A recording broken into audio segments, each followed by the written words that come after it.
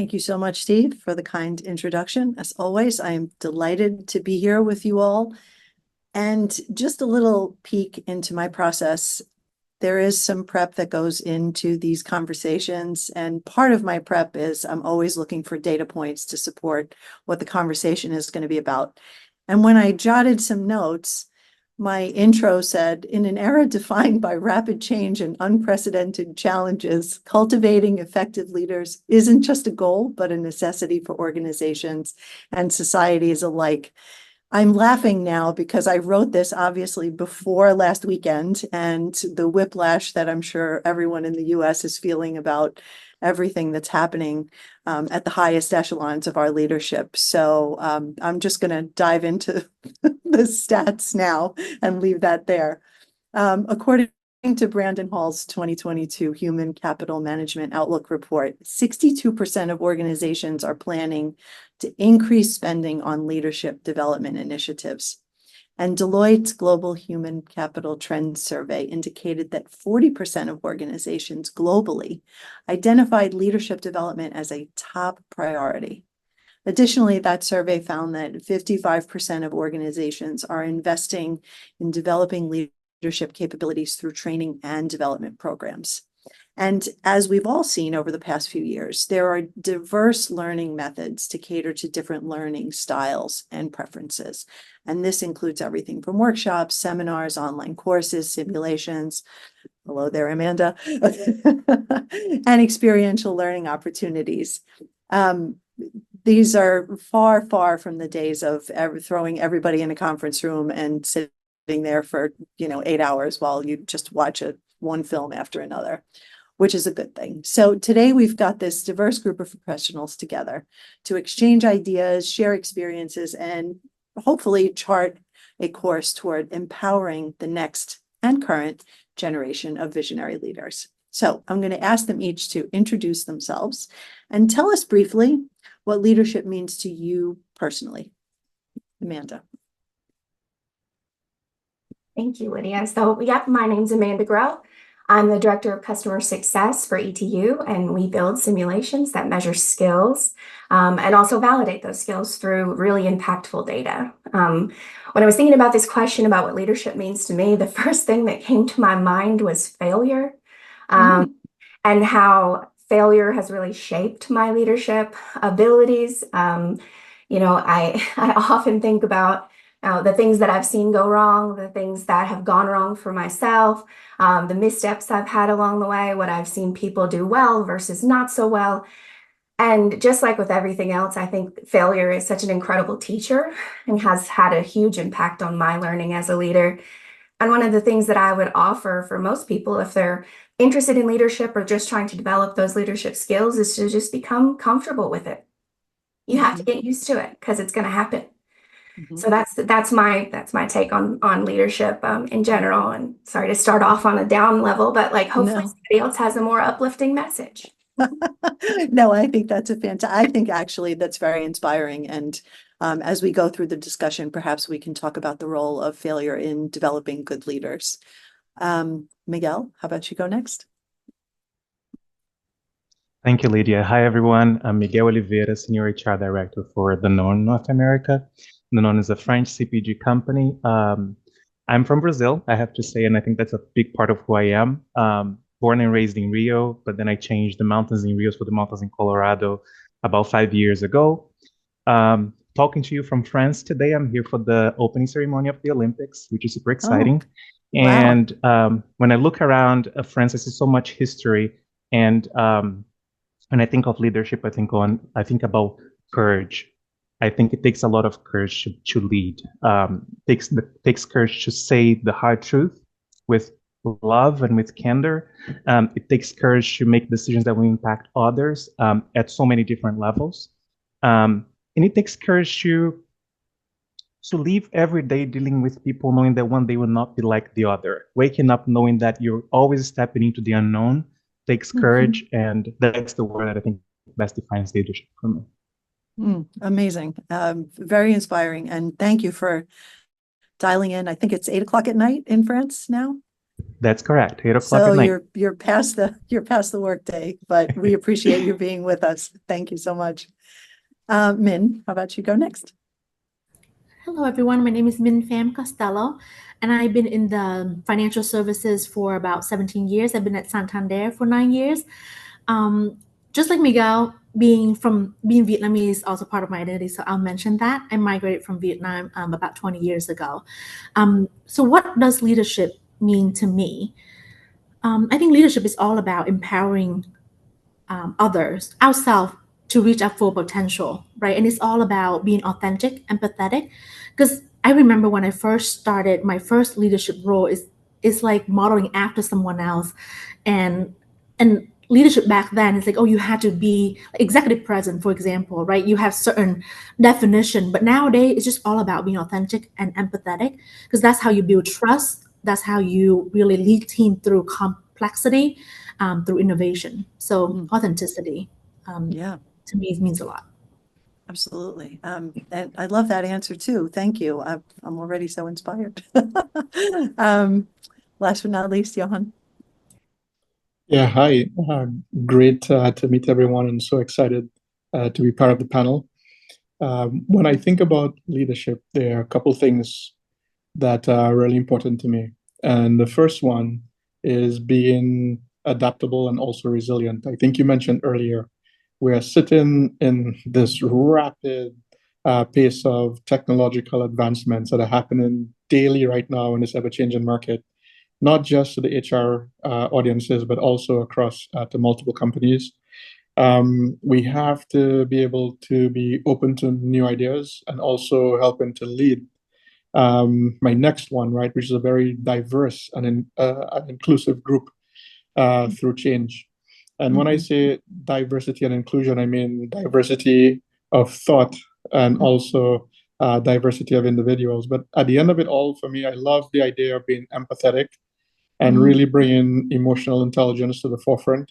That is, as Ming mentioned, that is one of the core things that helps us build trust, which also helps us improve communication and just in general enhance collaboration across very unique teams. Adaptability is so important. Resilience so important. Emotional intelligence all so important. And I love that when Steve did the introduction and talking about ETU said power skills, because I love to call those things power skills. It's very true. Nothing soft about having emotional intelligence. Nothing soft about having courage. One of the things that I've been thinking about, and I want to start with a little bit of a round robin question here, and it's pretty simple. How would you say leadership has evolved over the last decade? Are we seeing more of an emphasis on these power skills? And are we just seeing the emphasis, or are we seeing it in practice? That's the key thing. So let's just quick go around again. Amanda.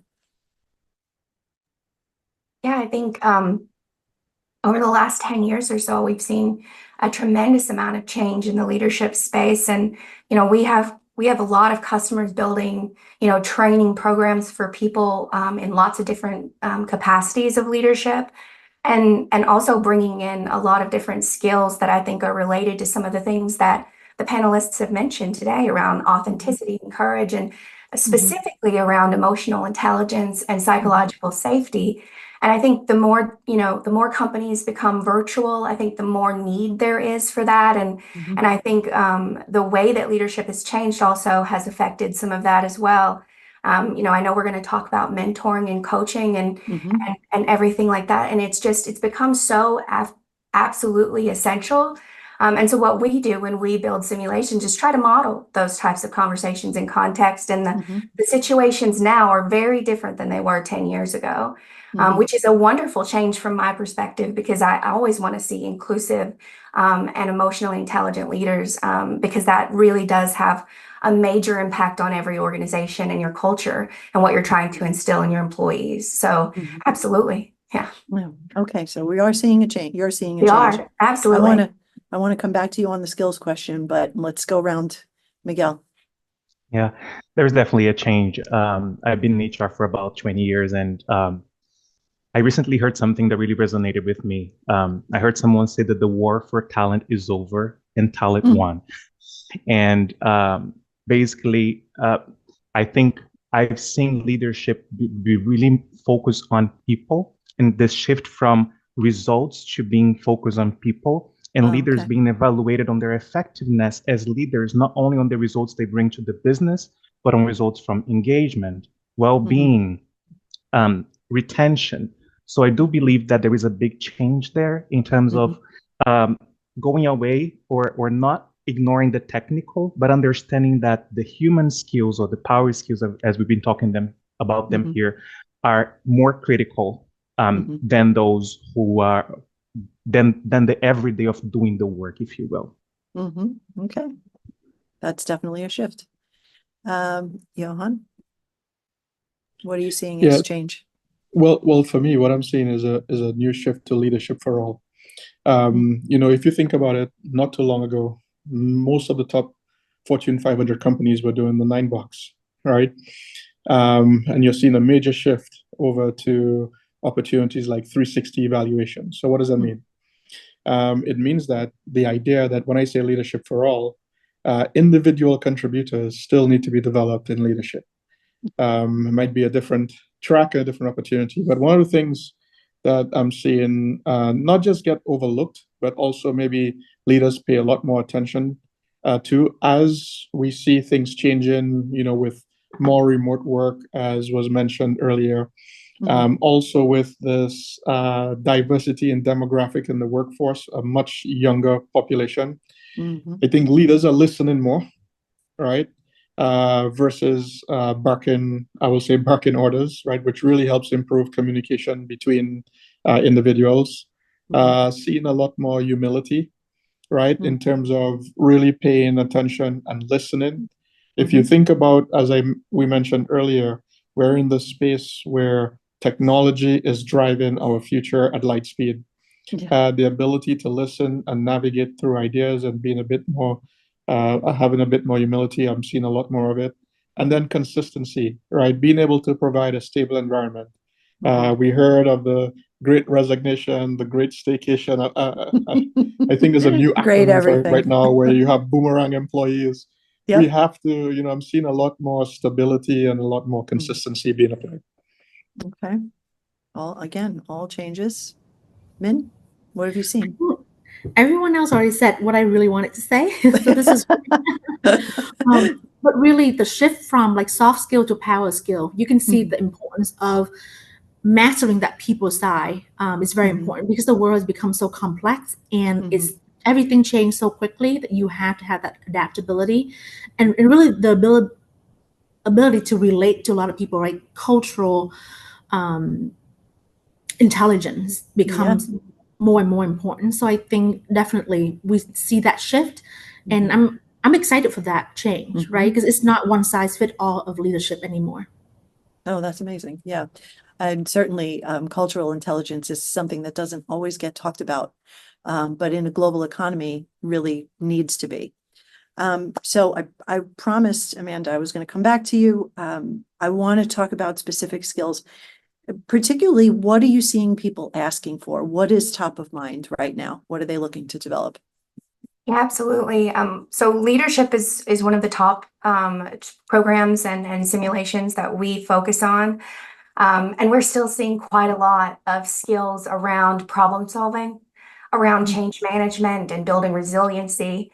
We're also seeing quite a lot around communication still. I don't know that that'll ever go away. I think it's always going to be essential. We are seeing a shift in the types of communication and the context for that communication. And as we are, a lot of us are in remote roles and things like that, the communication's different. And the way that we interact with folks, it's different. But we're also seeing quite a lot of skill development around emotional intelligence and inclusive capabilities kind of being infused into leadership development, which is really promising, I think, for building inclusive leaders. And it's also a way to kind of combat some of the headwinds that we've seen in the D&I space, so that we can still build those skills. We're just incorporating them into leadership development. So those are some of the top ones that we're seeing. And we're also seeing, leadership training being developed for all people. So like Johan was saying, like everyone. Individual contributors all the way up to senior management. And I think all of those skills are essential to every person in the employee. Now, how they show up is different. How they're measured is different. But they're still essential, and they're definitely not going away anytime soon. I definitely want to get into a little bit later in the conversation about who should be developed, because I think that is sort of an important thing. But while we're talking about skills and fundamentals, it's a good thing to focus on skills, certainly, because it's easy, I think, to get your head around, measuring those things. But I think that sometimes there are fundamentals that could potentially get overlooked. Miguel, you're nodding your head, so I'm coming to you. Tell me what you think. That's a great question, Lydia. I think sometimes we get management and leadership confused. And I think trying to build the leadership house without the fundamentals of management can result in a very bad outcome, because we're talking about people, right? I think I'm not saying anything new here when we know that still today, as much as we are valuing the power skills, people who are very good technically what they do see an opportunity to step up into a leadership position without having ever done it. They do it for the opportunity for growth and promotion, and end up going from a very strong individual contributor into a mediocre people leader. I do believe that we need to understand how to combine all the skills that Amanda was mentioning on a very practical way to be able to execute the everyday routines of being a manager: the hiring, firing, the providing feedback, the writing people up, the recognizing, the understanding the difference, and being inclusive. Sometimes I think that leadership training, it's almost like trying to teach someone how to ride a bike by watching a movie, versus putting them on the bike and having someone to hold the bike to let them understand how it works. So Right. I believe that to expose people to these management fundamentals, it's really important to create ways and mechanisms to give them visibility into what it looks like without the responsibility and I would say the responsibility of leading someone directly.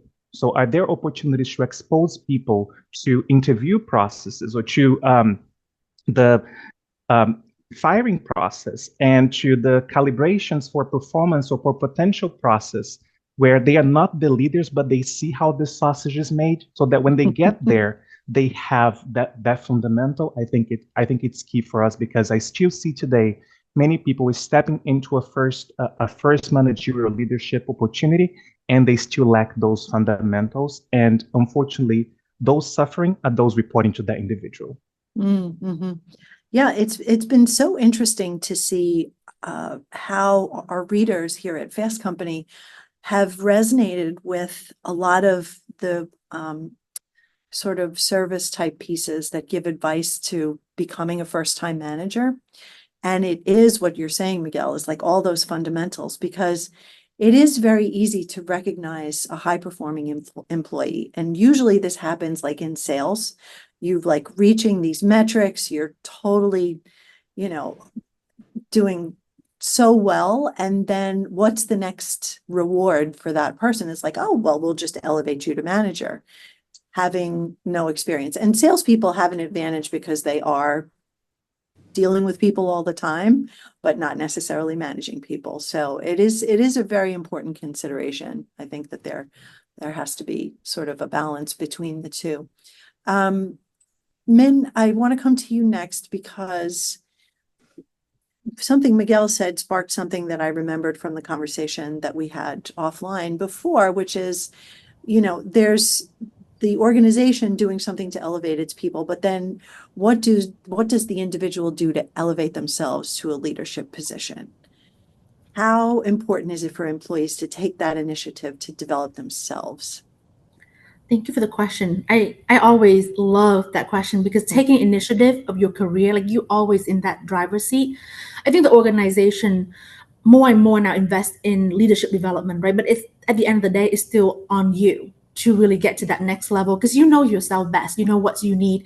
And of course, other people can help you. But when you take initiative with your career, not only is developing your skill, but it also showing the organization that you are committed and you are committed to the company, your growth. And I remember when I first wanted to become a manager, after a while, because so I always had a lot of experience leading sales team in retail, but when I wanted to transition into the back office, I took an individual contributor role. But when I wanted to become a leader again, I had to do a couple of things to make sure that people can see me in that role. For example, I would ask my manager to, hey, can I lead a smaller team unofficially? So I would have one-on-one with them. I would have team meeting, our small team. We have goals, we have mission statement for our own team. And then also I think BRGs, like business resource group, is something that we don't highlight enough. It's really that ability, like you can lead from anywhere, really. When you think about leadership, it's not just the position that you have in your organization. It's about leading yourself, leading a team, and it doesn't have to be a formal team, right? And I learned so much from that experience leading the BRGs and really talking to, when I got an opportunity to become a director and I went for that interview, I was an individual contributor. So normally it doesn't happen that way. You have to go to a manager role, then a director role, but I was able to talk about my transferable skill from previous experience, but also, all the things that I've done. So, and they know that also being part of the business resource group, it gives you that visibility. People see you leading, and sometimes influencing people without authority is a lot harder than having the title. So those are the things that I would recommend.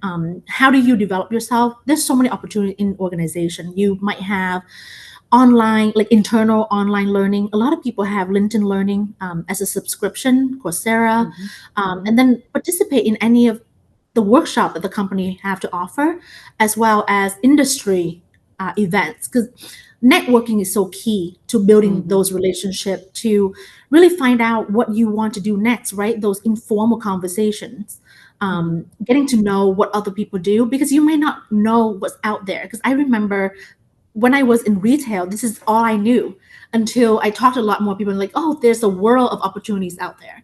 So there's many things that you can do to really take that initiative. It's also making me think about like how the leaders in an organization communicate opportunities that are available. And it's not just the formal initiatives. Johan, I want to ask you this one about best practices. How do you at your organization communicate what is available? Like, do you nudge people towards sort of more informal leadership development initiatives, including the formal ones too? I think that's a great question and also a loaded question. I'm going to react a little bit from what Ming mentioned. Well, first, I'm going to say that there's really two ways to bring leadership into a company, and I might be oversimplifying it. One is you have a clear profile and you go out and you interview for a leadership role. The second is you have individual contributors who have joined through onboarding a new hire. And as HR and talent organizations, we need to have ways on partnering with the business to identify whether or not individuals have the capability of becoming leaders. I think that is something that is very important. Now, in terms of an employee, I really love what Ming said, right? You taking that initiative and leading by example, demonstrating leadership and qualities in current roles, irregardless of the title or the level within the organization, volunteering on projects, showing new capability in terms of responsibilities.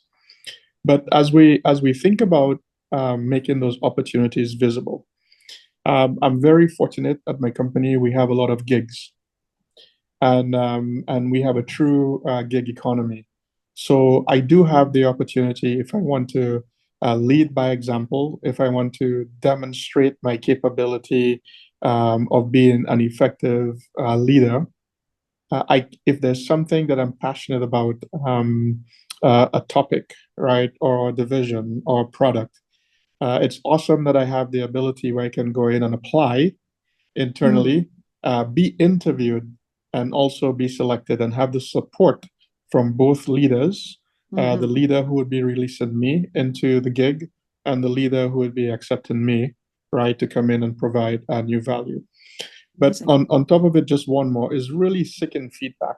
I think it's so important to be self-aware of even the challenges you have or the opportunities as you see yourself developing into more of a leadership role, is to really seek feedback from the perspective of mentorship, from the perspective of other subject matter experts that you can have some really open conversations with to help guide you on that path of either one thing, making a decision and going for that leap into something that you might be uncomfortable with, right? Or if it's something that's very natural for you, we all need a little bit of development in that space.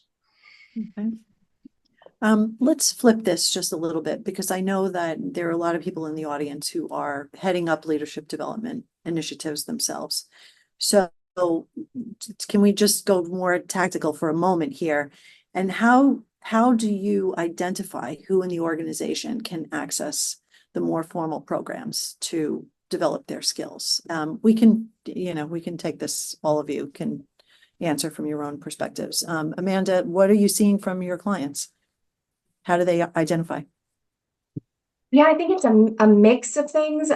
We have customers that are looking at developing leadership for all levels and for everyone, and making them kind of discretionary programs where proactive people can go and they can learn as they will. Then there's also more formal programs and even badging initiatives around human-centered leadership and things like that. So it really is a mixed bag for us and what we see across the board. But we've seen an uptick in the development of leadership programs, which is promising. But I think that the other folks on the panel probably have more information in this realm anyway than I would.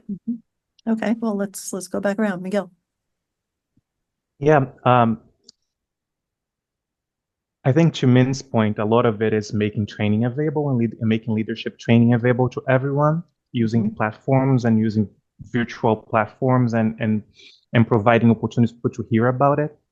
But I think there is two pieces there. One is identifying the pipeline or the roles that kind of are part of the pipeline for future leadership position roles, and starting earlier on the journey. Starting earlier on the exposure to those processes and those managerial fundamentals that I was talking about earlier, and then potentially offer them formal training, classroom training, and kind of put them in contact with other leaders who are already on the journey of leading people to start getting that exposure and learning from it. So that when they get there, it's not about offering them a first time people leader training where they have to learn while doing. They have the opportunity to learn, they have the opportunity to identify role models, learn from their mistakes and their successes, and then be able to execute and come to a leadership position from a place of more comfort in their own skin and understanding who they want to be as a leader. The only other element that I would add, Lydia, is how much the culture of the organization and how much having a common language, because having a common language is part of the culture, also matters. So if you're in your town halls, if in every leadership meeting or in every meeting that your company has, you're kind of sprinkling some leadership language to it, or the leadership behaviors that you as a company value, that then kind of starts becoming the topic of the water cooler conversations. All of a sudden you feel like, hey, this person just used this word that just puts a smile on my face as an HR person to say, we're doing something right. We have a common language that makes us identify ourselves, in this case, as the non-nurse. Okay, understood. That's an interesting point there. Min.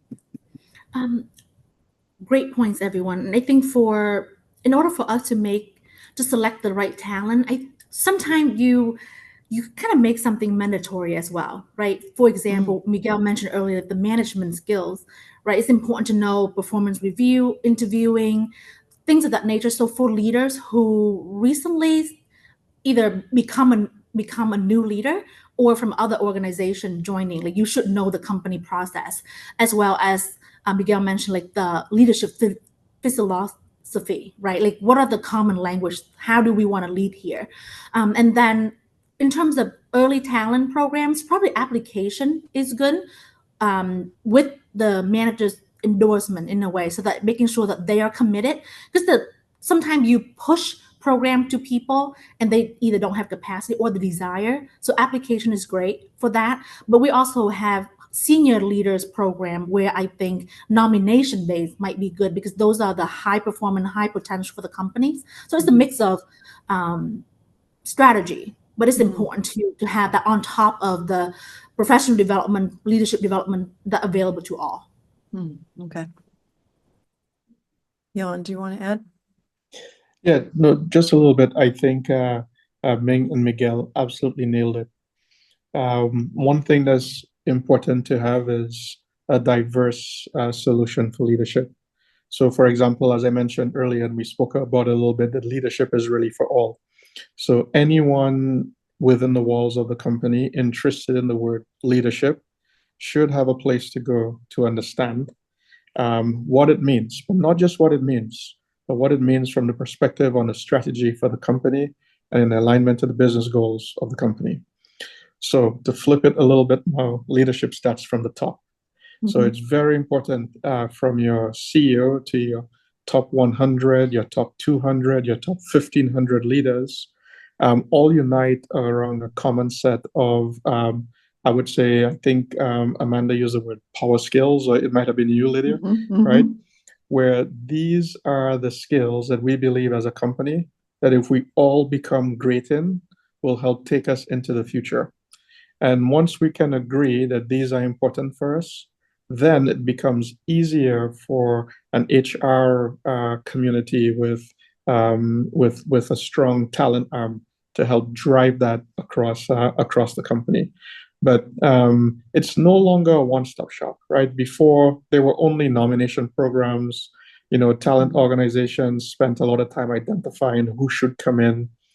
Right now, you're seeing a mix. You're seeing application, nomination, and you're seeing exploration. It's maybe the best way to think about it.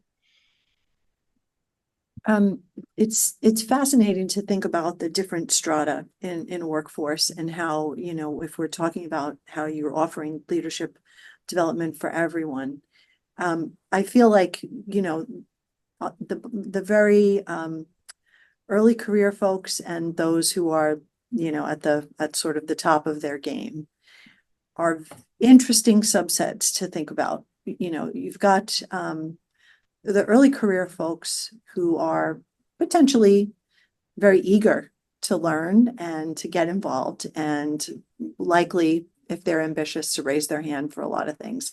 But I'm thinking about like sort of the senior executives who have been around and may remember the sort of old school command and control type leadership.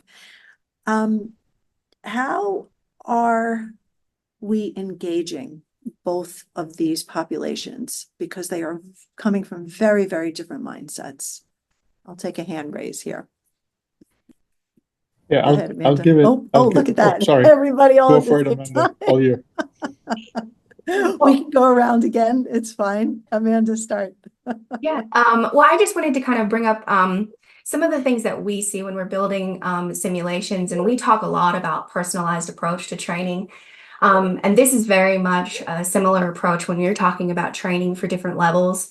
And we're looking at leadership skills. It's great to have a global skill set that we're trying to adhere to, but we also need to dig down and go to the level deeper and really understand how those skills show up at different role levels, different proficiency levels, and things like that, so that you really can personalize some of the training, because the situations that you put a junior person in versus the situations you put a senior person in are very different. And also the decisions that they have to make, the stress that they have on their life, all of the situations that are going on, and all of their, experience or non-experience really comes into play here. And so one of the things that ETU does is build a lot of personalized training for different levels and competencies. And we've seen success in that, because you're really, you're taking the training to the learner and putting them where they're at. You're meeting them where they're at and giving them training that's authentic and means something to them. If I'm a senior leader and I'm taking a junior level course, I'm not going to be engaged in that. That's a waste of my time, right? But I can personalize that training and I can personalize that approach and it'll feel more meaningful. And you're talking about like really high level skills, even sometimes around building trust and like dealing with things, quickly and dealing with ambiguity and stuff like that. And so it's I think it's important to talk about that approach. And a lot of our customers are doing that really well, and we're seeing an increase in that across the board, but we'd like to see more of it. I mean, I think it's going to be essential. We still see a lot of one size fits all, intermediate level, first time leader kind of training. And I think that the future really is going to be in those individualized experiences. Yeah. Okay. Well, I mean, I had all of you want to weigh in, so let's go around again. I'll just jump in. I'll jump Yeah. in real quick. Mhm. There are a couple things to think about. I think your question really puts you in the top-down view of leadership versus the leadership for all space. I would challenge anyone listening to potentially even tomorrow, right? Do a quick scan of your company, no matter how big or small, and try to find out how many different leadership programs or how many different leadership methodologies are all being consumed at the same time. And I think that is one of the first opportunities, right? Because if we align as a company around what our strategy is for effective leadership development, and I'll use the word target in this case from the top down, where we go from CEO, right, down through the levels to make sure that we have the opportunity so that our leaders experience together the development that we're looking for and we can coach around this. I think it would be amazing, because at the end of the day, we're trying to do one thing well with leadership, and that is coach to performance. That's it, right? And no matter how we look at it from all the different angles, I think that is the number one outcome. But it's an opportunity where, whether you're been here for a while, you're a tenured employee versus a new employee coming in, being able to experience what it means to be a leader at the company together is really important. That's a great point. Miguel? Yeah, I think the one thing I will add is I think the higher you go, the more lonely it is. And kind of building on the analogy that I made earlier, I mean, at this point, no one else is holding your bike. You are the owner of the sausage shop. How do you make sure that you're still getting the development? And I think it comes from this everyday presence and a strong HR partnership. And the loneliness at the top also comes with the fact that the higher you are, the more your wholeness as an individual will reflect on the decisions you make, how you treat people, and how you lead. So I do believe in the importance of being very close to leaders in a way, and building trusting relationships that create more of a pull than a push. So where you are invited into the conversation to say, how did that meeting go? Did I say anything wrong in that meeting? How did that sound? So really HR playing the role of an internal coach, if you will. And most times, especially because coaching seems to be the solution we go towards when we are talking about very senior leaders, partnering with those external coaches should be the arms, the ears, and the eyes inside of the company to guarantee the continuity of that work that's happening outside of the walls of the organization. So I would say this playing piano with four hands, if you will, to make sure that the song makes sense is important when we are at the top, because there are things that the coach will not be there to see, and you as an HR partner will be able to be there to see and coach on the spot, and be there on the spot to provide the support that the leader needs. Because as much as they might come across as everything but interested in support, I do believe that there's two human souls who need help, and the connection. There is power in connecting. Absolutely. Min, your thoughts? Great point, Miguel. And I think programs for senior leaders has always been a challenge for company, because it's not just one size fit all, just like you said. So coaching and also learn from one another, right? We sometimes might think that our problems are unique, but they're not, right? You can put themes into most of these problems. So as long as you learn from each other, so HR enable different leaders come together, just either solving a current problem with the company or things of that nature, just making sure that you provide that platform for people to connect, because then they're not alone, like you said, Miguel, like as you get lonelier as you get to the top.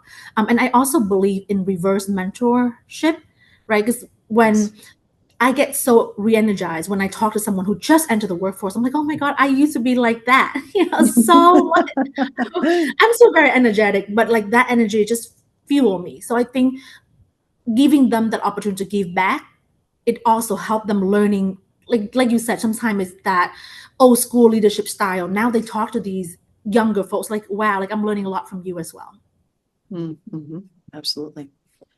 Yeah, there is nothing quite like a good reverse mentorship session. It kind of can serve to remind you why you got into a particular role in the first place. And, when you get mired in the day-to-day of managing it, it's very easy to forget what that was.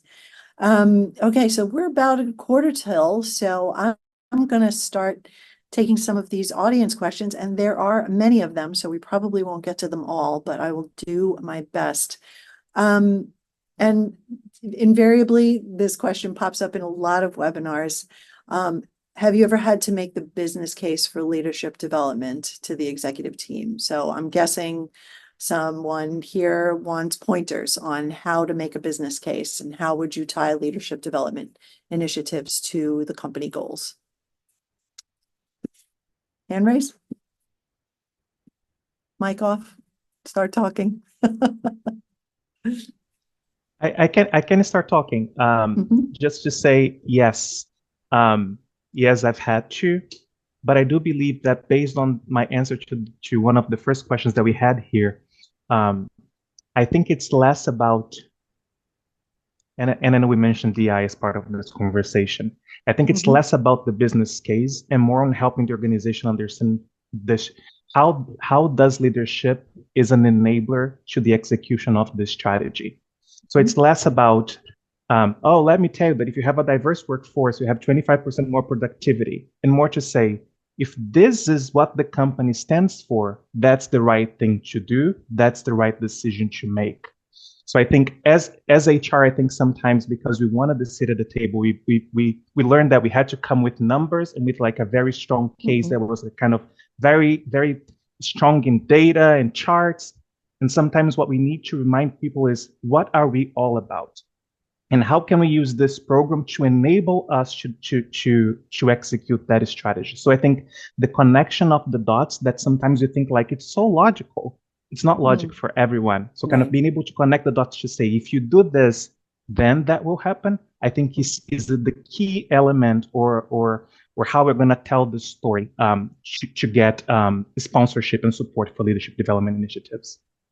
So then, if I'm hearing it correctly, you're just going back to the mission and values of the organization and use and that the strategy, exactly, and the short, medium, long-term strategy. Yes. Okay, Johan. If I could jump in for a little bit, Sure. as I mentioned earlier, do a little bit of a deep dive and find out what you're spending today on leadership development and determine whether or not if it's working. That would be my first strategy, right? Because again, depending on if you're global, if you're not a global company, a company of a small number of employees, you'd be surprised what you would uncover, right? If you haven't done this exercise today. But second, really understand the challenge you're solving for. Are you solving for a coaching to performance issue? Is it a challenge that's typically, I'm going to maybe pick a few work cases, whether it's coaching to performance in sales to help increase revenue, whether it's coaching to performance to launch new novel products, right, to have a stronger pipeline. It'll be very important to understand that challenge you're trying to solve for, so that way you can determine, do you need to tailor your win in a very specific place, right, in terms of your business case, versus walking into a very general, we're going to solve it for the entire company. excellent points. From making a business case to measurement, because we invariably get several of these. How do you measure skills, like soft skills like leadership? Yeah, there's a couple of them asking the same thing. Amanda, I know this is yours. Well, I'm always going to come back to simulations. Yes, of course. And you're welcome to it. Go Yeah. for it. I think one of the things that sets ETU apart and what we are able to do for our customers really is not only to build programs that allow people to learn by doing, but also provide that data on the back end so that they understand where their gaps are, like what do you need to focus on next? And to Johan's point, sometimes like that means that you need to focus money in that area and you need to build additional training in that area.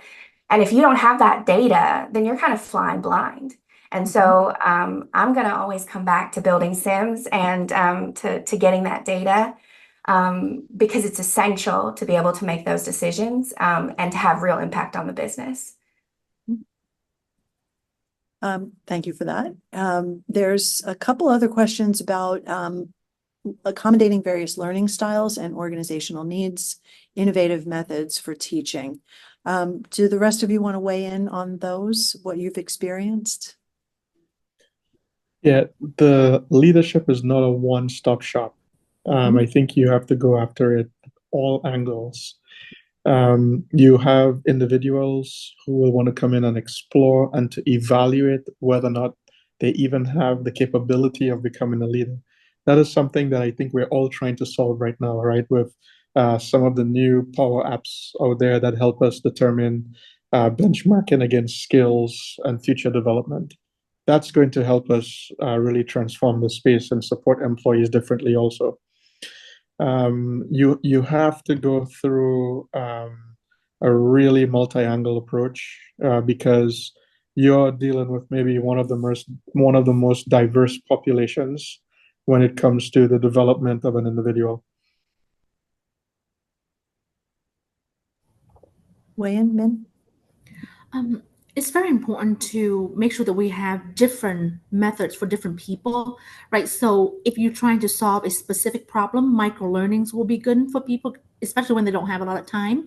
When you want more interaction power skill, then those are going to be more instructor-led training, facilitating to make sure that you learn from the participant as well. But most importantly, I think most leadership training fail because the lack of coaching and developing from leaders within the company. Like we got to get the buy-in from people to really coach on the spot, right? You can learn something, but how do you apply it to your real life experience? You require to have a leader on your team who willing to give you feedback on the spot and just really invest in you. And I think that's so important to really make sure that you have the leadership buy-in when it comes to leadership development program, because you can have the best class training class, right? But until you can actually get those feedback and have hands-on experience, cross-functional projects. And I love what Johan said, that the gig economy, I think is great for some of those practical application. If I can add just a comment, Lydia, on what Min said. What I think sometimes we over-index on is the classroom experience, and we forget what comes after and how the applicability of those learnings are going to come to fruition. I think understanding how to deploy a leadership development program that has every single possible format that will fit people's leadership style or people's preferences is going to be hard and probably very costly. So I think what I've seen work is just this blend where I have the big group, I have the small group, I have the pre-read, I have the post-read, but most importantly, creating, I think it's easier to create this very customized items or parts of the program happening post-training and making sure that you're always pointing back to your truth or to your mission and vision, as you said. So how can I make sure that I keep connecting the dots in terms of the applicability of the concepts that people learned in the classroom when they are actually providing feedback during the performance review process? Is it a video? Is it a podcast? Is it just a PowerPoint on a PDF version sent to them by mail? Mhm. I think that's where I think we can be a little bit more creative. And I would say, to Johan's point, offer the possibilities for them to pick the one that makes most sense to them. Yeah, well, that goes back to the individualized, personalized approach. I think that's super, super important. We've just got a few minutes left. I love this question. All of you represent global companies. What can you tell us about the challenges of learning to lead across regions and cultures? So another round robin, go for it. Oh, so we're so respectful. Go ahead, Miguel. I can go. I can go. I can go. Start talking. Go ahead. But I'll come to all of you. Go ahead. I think it's going to be always a challenge, honestly. I think there is a point of tension. We try to find the common language, and I can tell that I've seen terrible translation errors in training material that just feel like, did you really want to say that? And when you dive deeper, like, no, that was not the meaning of it. And we spend so much time having to clarify what it actually is, versus just being able to go with the flow and enjoy the moment, of a learning moment together. What I think has worked well is to see and to see global companies. So for those who are listening to us and are part of global teams, make sure that whatever you create, you're bringing your regions in so that they can weigh in and can be part of that, because that's not going to help, not going to only help you create a program that meets their needs, but it's going to also get their buy-in from the get-go, and that energy is going to help you on the execution. On the other side, I think, to Min's point, many times the opportunities are there, we just don't know. As someone who has been the region and has been global, I've had to raise my hands many times to say, can I understand what you guys are thinking about? I just want to see, I just want to kind of, oh, I actually have some feedback for you there too. Oh, do you know that this word actually means something very bad in this language? So that offering for help, like, how can I help you? And I think opens the door for collaboration, because otherwise it's going to always be corporate doesn't know what I need, and me saying, and corporate saying, but you don't know what the company has in mind. So I think finding the happy medium is important. Understanding that can we align on expectations from the get-go, and can we kind of approach it from a place of collaboration? But it will always be challenging. Yeah, and talking about diversity, just look at this group right here, right? In terms of, you can listen to the accents and even some of the early stories from when we introduced ourselves. I love what Miguel said. Not everything translates.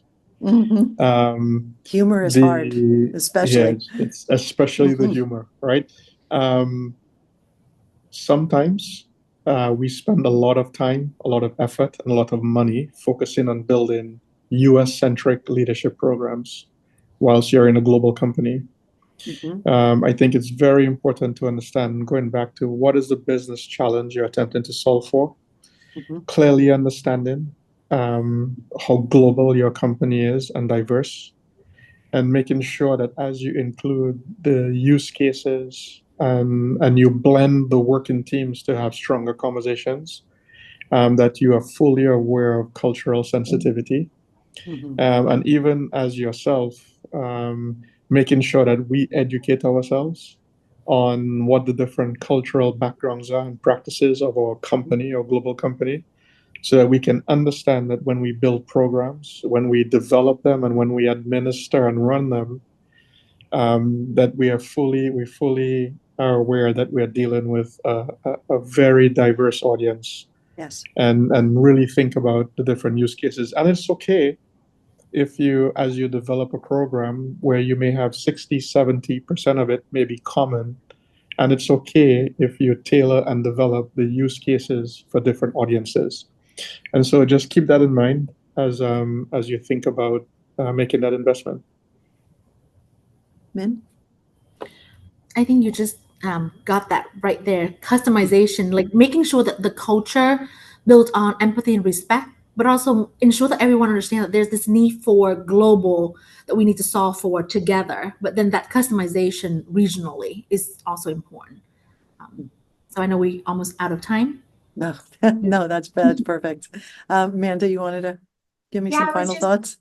I was just gonna say, just coming back to that failure piece and being self-aware and open enough to listen to feedback. If you are developing training and you're working with global stakeholders and they say, hey, this doesn't translate well, or this hand gesture is offensive in my culture, take that in, do something with it. Don't just kind of shove it under the rug or anything. It's important. It's important to be kind of reflective on those things and just be open because it happens all the time, and we need to learn from all of Yeah, that. absolutely. And I think that there's no shame in admitting that you don't know something and that you did make a mistake. And I think that's really a key piece of an empathetic leader is to have the humility to say, I had absolutely no idea. I'm so sorry. I'm going to endeavor to be better. I mean, and then do it. Well, we are just about at time. So I am so inspired by all of you. Thank you all so much, Amanda, Miguel, Johan, and Min. I really have, it's been a total delight to spend this hour with you. And I look forward to seeing you again.